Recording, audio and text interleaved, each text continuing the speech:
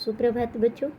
आज हम कक्षा 6 के भूगोल विषय का पाठ 5 पृथ्वी के प्रमुख परिमंडल का आगे का प्रकरण भूमंडल के बारे में पढ़ेंगे।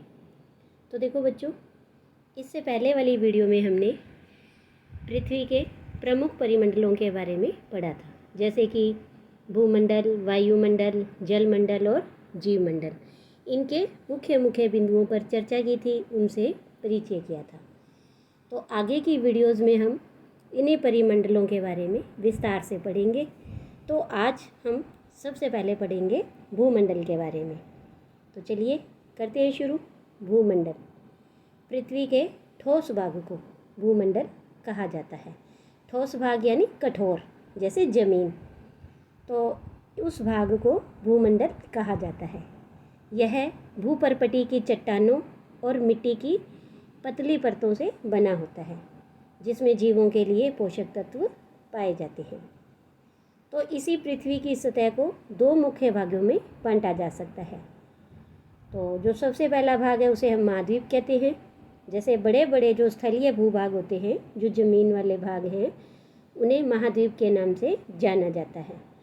और जो बड़े बड़े जलाशयों को महासागरीय बेसिन के नाम से जाना जाता है, क्योंकि कोई भी है, चाहे वो समुद्र है, नदी है, सागर है, महासागर है, तो उसके नीचे भी तो आखिर पृथ्वी की सतह होती ही है।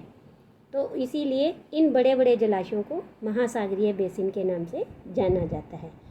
तो इस तरह से पृथ्वी की सतह को दो मुख्य भागों में बांटा जाता है। तो पहला होता है महाद्वीप और दूसरा है महासागरीय बेसिन।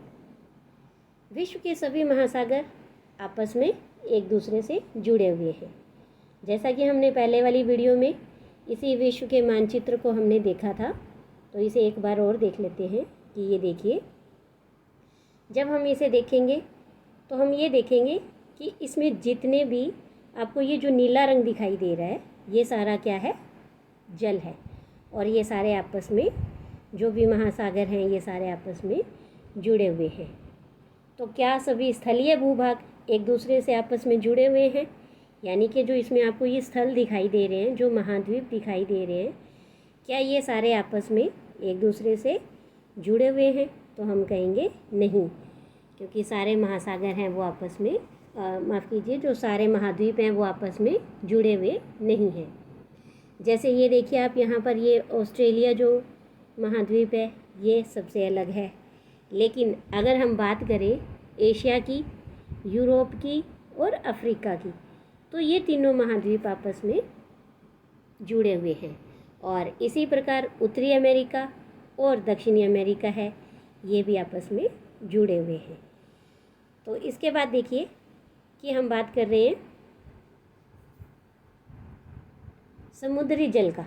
जो तल होता है वो सभी जगह समान होता है। और जो स्थल की ऊंचाई नापनी है हमें अगर, तो उसे समुद्र तल से मापा जाता है, क्योंकि जो स्थल है वो तो कोई यहाँ से शुरू हो रहा है, कोई यहाँ से होता है, तो इनकी ऊंचाई है, जो तल है उनका समान नहीं होता। लेकिन जो समुद्री जल का तल होगा, यानी जो नीचे का हिस्सा है, वो समान होता है। और इसीलिए किसी भी स्थान की ऊंचाई को समुद्र तल से ही मापा जाता है, और समुद्र तल को जो है उसे शून्य माना जाता है। इसके बाद देखिए हम बात करते हैं कि जो विश्व का सबसे ऊंचा शिखर है, माउंट एवरेस्ट, वो समुद्र तल से 8,848 मीटर ऊंचा है। तो सबसे ऊंचा शिखर कौन सा है? Mount Everest. और समुद्र तल से उसकी ऊंचाई कितनी है? 8,848 मीटर ऊंचा है। और अगर हम बात करें सबसे गहरे भाग की, तो जो विश्व का सबसे गहरा भाग है वो प्रशांत महासागर के अंदर है, मैरियाना गर्त, और जिसकी गहराई है 11,022 मीटर है। तो देखो कि जो पृथ्वी की जो ऊंचाई है, सबसे ऊंचा शिखर है, उससे भी ज़्यादा गहराई है समुद्र के अंदर। तो क्या आपने कभी कल्पना की है कि जो समुद्र की गहराई पृथ्वी के सबसे ऊंचे भाग से इतनी अधिक भी हो सकती है? यानी कि समुद्र के अंदर एक बड़ा शिखर, पर्वत या पहाड़ भी, उससे भी ज़्यादा गहराई है। इसके बाद देखिए कि क्या इतने ऊंचे पर्वत चोटी पर कभी कोई चढ़ाई कर सकता है? तो हाँ, जैसे कि यहाँ देखिए एक तरफ दिया हुआ है, क्या आप जानते हैं कि जो न्यूजीलैंड के एडमंड हिलेरी, ये एक व्यक्ति का नाम है, तथा भारत के तेंजिंग नोर्गे शेरपा, ये 29 मई 1953 को पृथ्वी के सबसे ऊंचा शिखर माउंट एवरेस्ट पर चढ़ने वाले पहले व्यक्ति थे। तो भारत के सबसे पहले व्यक्ति कौन थे जो माउंट एवरेस्ट पर चढ़े थे? तेंजिंग नोर्गे शेरपा। ऐसे ही जापान की जुंको ताबेई विश्व की पहली महिला थी जिसने 16 मई 1975 को एवरेस्ट पर कदम रखा था। और अगर हम बात करें हमारे भारत की, तो भारत की जो पहली महिला थी वो थी बछेंद्री पाल, जिसने 23 मई 1984 को एवरेस्ट पर अपना पहला कदम रखा था। तो अब हम इसके बाद जो पृथ्वी की सतह के 2 भाग हमने किए थे, महाद्वीप और महासागरीय बेसिन, तो उसके पहले भाग महाद्वीप के बारे में हम पढ़ते हैं। तो पृथ्वी पर 7 प्रमुख महाद्वीप हैं। ये विस्तृत जल राशि के द्वारा एक दूसरे से अलग हैं। और ये 7 महाद्वीप हमने पहले वाली वीडियो में भी पढ़े थे। एशिया, यूरोप, अफ्रीका, उत्तरी अमेरिका, दक्षिणी अमेरिका, ऑस्ट्रेलिया और अंटार्कटिका। तो चित्र 5.1 में विश्व के मानचित्र को देखिए और ध्यान दीजिए कि स्थल का बहुत बड़ा भाग उत्तरी गोलार्ध में पाया जाता है। तो चलिए एक बार और हम इसे मानचित्र को देख लेते हैं।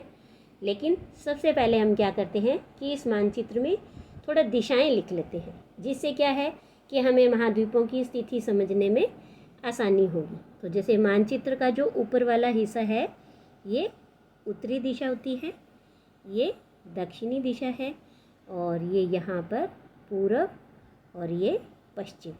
तो इससे क्या है, अब हमें इन महाद्वीपों की, महासागरों की स्थिति समझने में आसानी होगी।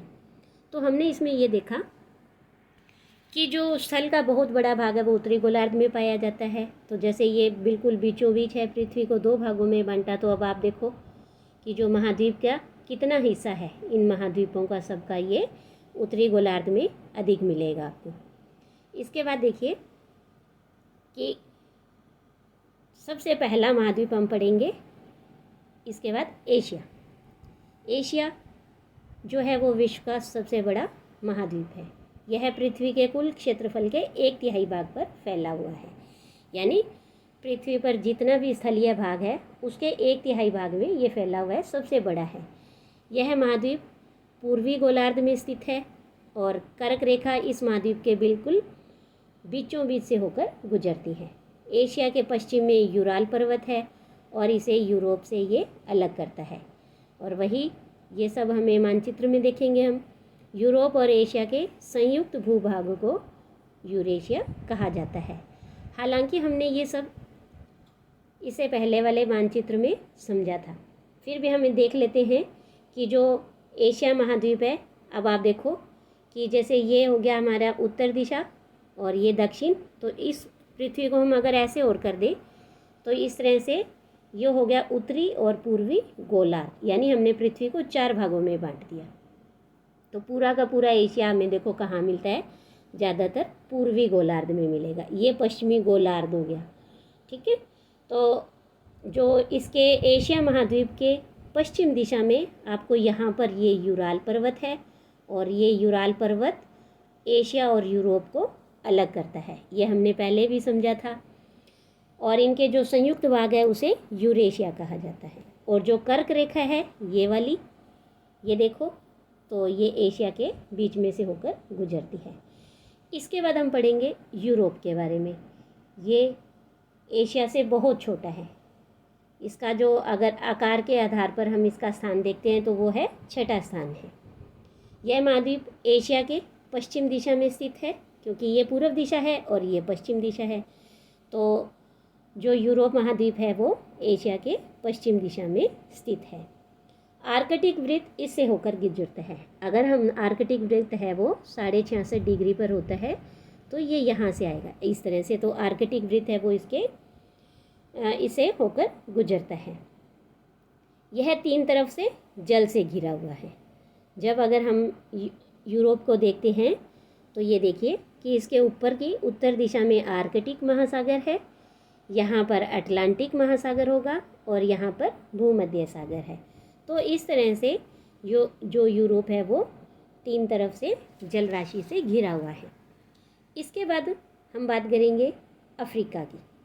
तो देखिए जो अफ्रीका महाद्वीप है वो एशिया के बाद विश्व का दूसरा बड़ा महाद्वीप है।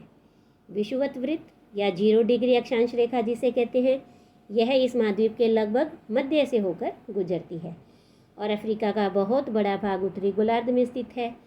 जब हम इस मानचित्र को देखेंगे तब हम पाएंगे कि यह एक ऐसा महाद्वीप है जिससे होकर कर्क, विषुवत और मकर रेखा तीनों रेखाएं यहाँ से गुजरती हैं। तो अब ये देखिए, ये रहा अफ्रीका महाद्वीप, ये जो आपको दिखाई दे रहा है ये वाला। तो इसमें ये इसकी विषुवत रेखा जो इसके बीचों बीच होकर गुजरती है और ये यहाँ पर कर्क रेखा और ये नीचे मध्य रेखा। तो इस तरह से ये इसकी तीनों रेखाएं अफ्रीका महाद्वीप में से होकर गुजरती हैं। अब इसके बाद हम देखते हैं कि सहारा का जो रेगिस्तान है वो विश्व का सबसे बड़ा रेगिस्तान है, सबसे गर्म रेगिस्तान है और इसी अफ्रीका महाद्वीप में ये स्थित है। यह महाद्वीप भी चारों तरफ से समुद्र से और महासागरों से घिरा हुआ है। अब इसी मानचित्र में देखिए कि जो विश्व की सबसे लंबी नदी है नील नदी, आपको इस मानचित्र में दिखाई दे रहा है। ये देखिए, थोड़ा इसे जूम करते हैं, ये रहा। तो यहाँ पर जो इसकी आपको नदी दिखाई दे रही है नील नदी, ये इसी अफ्रीका से होकर गुजरती है। ये इस तरह से ये नील नदी आपको यहाँ पर दिखाई देगी और ये इसका सहारा मरुस्थल है जो सबसे गर्म मरुस्थल है। और इसी तरह से जो तीनों रेखाएं हैं वो सहारा मरुस्थल के आसपास होकर, मध्य से होकर और दक्षिणी अफ्रीका से होकर गुजरती हैं। इसके बाद हम बात करेंगे तीसरे अगले महाद्वीप के बारे में और वो है उत्तरी अमेरिका। तो ये देखिए, आपको यहाँ दिखाई दे रहा है उत्तरी अमेरिका इसी मानचित्र में। ये विश्व का तीसरा सबसे बड़ा महाद्वीप है क्योंकि नंबर 1 पर था एशिया, 2 पर था अफ्रीका और अब नंबर 3 पर है उत्तरी अमेरिका। और यह दक्षिणी अमेरिका से एक संकरे स्थल से जुड़ा हुआ है। संकरा होता है छोटा सा रास्ता, उसे कहते हैं संकरा स्थल, छोटा सा रास्ता, और उसे कहते हैं पनामा जल संधि। अब ये देखिए आप इधर, यहाँ पर आपको दिखाई देगा कि ये उत्तरी अमेरिका है और ये दक्षिणी अमेरिका है और ये दोनों बड़े स्थल हैं और एक ये यहाँ छोटे से स्थल से, एक छोटी सी जगह से आपस में जुड़े हुए हैं और इसे कहते हैं स्थल संधि। तो स्थल संधि वो होती है कि स्थल का एक ऐसा छोटा सा भाग जो 2 बड़े भागों को आपस में जोड़ते हैं। तो इस तरह से इसे और इसे आपस में यहाँ से जोड़ा गया, तो इसे पनामा जल संधि, स्थल संधि इसका नाम रखा गया है, पनामा। ठीक है, तो ये पूछ लेते हैं कि पनामा स्थल संधि किन 2 महाद्वीपों के बीच में स्थित है, तो हम कहेंगे उत्तरी अमेरिका और दक्षिणी अमेरिका के बीच में स्थित है। अब देखिए इसके बाद है कि जो यह उत्तरी अमेरिका महाद्वीप है ये पूरी तरह से उत्तरी और पश्चिमी गोलार्ध में स्थित है और यह महाद्वीप भी 3 महासागरों से घिरा हुआ है। और देखिए अभी हम फिर इन्हीं तीनों महासागरों के नाम देख लेते हैं कि उत्तरी अमेरिका है वो, देखो आप, ये इस तरह से उत्तरी और पश्चिमी गोलार्ध में है पूरा और यहाँ पर इसके प्रशांत महासागर, अटलांटिक महासागर और आर्कटिक महासागर, ये 3 महासागरों से घिरा हुआ है। इसके बाद देखिए अगला महाद्वीप है दक्षिणी अमेरिका और दक्षिणी अमेरिका का अधिकांश भाग है वो दक्षिणी गोलार्ध में स्थित है। इसके पूर्व और पश्चिम में कौन से 2 महासागर हैं, तो चलिए फिर से मानचित्र देखते हैं। ये रहा दक्षिणी अमेरिका और इसके पूर्व दिशा में हमें यहाँ अटलांटिक महासागर है और इसके पश्चिम दिशा में प्रशांत महासागर स्थित है। इसके बाद है कि जो विश्व की सबसे लंबी पर्वत श्रृंखला है एंडीज़, ये इसके उत्तर से दक्षिण की ओर फैली हुई है। तो ये देखो, जब आप यहाँ पर ये देख रहे हो मानचित्र तो इसमें आपको दिखाई देगा ये उत्तरी दक्षिणी अमेरिका के अंदर ये इस तरह से आपको यहाँ एक लाल रंग की लाइन दिखाई दे रही है। तो ये उत्तर से लेकर यहाँ दक्षिण तक जो पर्वतमाला है वो उसका नाम है एंडीज पर्वतमाला है। दक्षिणी अमेरिका में विश्व की सबसे बड़ी नदी अमेजन नदी बहती है। तो देखो, हमने देखा कि जो नील नदी थी वो थी विश्व की सबसे बड़ी नदी, और वो अफ्रीका में सबसे लंबी नदी थी, माफ़ कीजिए। तो वो सबसे लंबी नदी अफ्रीका महाद्वीप में है, और अगर हम सबसे बड़ी नदी की बात करते हैं तो वो दक्षिणी अमेरिका में है, अमेजन नदी। अब इसके बाद देखिए, जो हमने स्थल संधि के बारे में पढ़ा था, ऐसे ही एक होती है जल संधि। जब दो देशों के बीच या दो स्थलों के बीच में जल के द्वारा एक छोटा सा रास्ता बनाया जाता है, संकरा रास्ता बनाया जाता है, उसे जल संधि कहते हैं। जल संधि पानी का एक संकरा भाग होता है जो दो बड़ी जलराशि जैसे समुद्र और महासागरों को एक दूसरे से जोड़ता है। तो जैसे यहाँ भारत और ये नीचे श्रीलंका, तो भारत और श्रीलंका के बीच में जो जल संधि है उसका नाम है पाक जल संधि। अब कई बार ये प्रश्न बनता है कि पाक जल संधि किन दो देशों के मध्य स्थित है, तो हम पाक का जो अर्थ है पाकिस्तान से लगाते हैं, तो नहीं।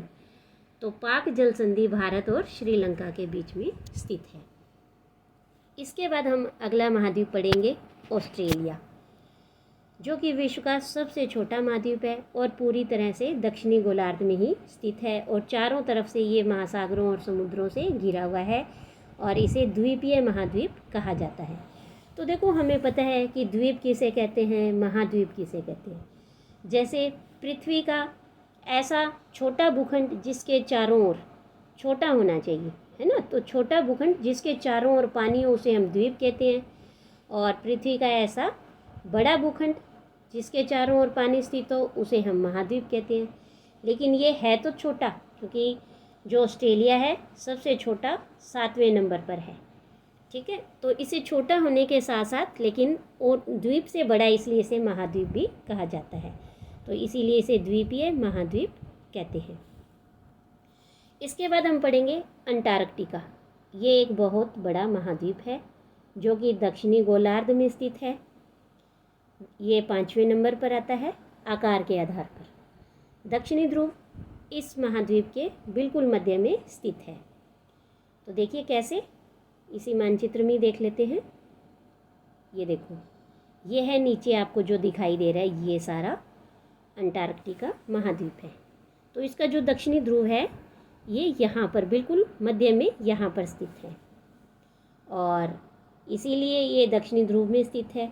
और यहाँ पर हमेशा क्या है, एक बर्फ़ की मोटी चादर है वो बिछी रहती है, ये बर्फ़ से ढका हुआ रहता है। यहाँ किसी भी प्रकार का स्थायी मानव निवास नहीं करता है, यानी यहाँ पर मनुष्य अपना घर बनाकर वैसे नहीं रहते हैं, लेकिन बहुत से देशों के शोध केंद्र यहाँ पर स्थित हैं, यानी वो अनुसंधान करते हैं, खोज करते हैं, शोध करते हैं। भारत के भी शोध संस्थान यहाँ पर हैं। तो भारत के जो शोध संस्थान हैं उनके नाम हैं मैत्री, और दक्षिण के अंदर है गंगोत्री। तो इस तरह से हमने पृथ्वी का पहला परिमंडल भूमंडल के बारे में पढ़ा। अब अगली वीडियो में हम जलमंडल के बारे में विस्तार से पढ़ेंगे। आज के लिए इतना ही, धन्यवाद।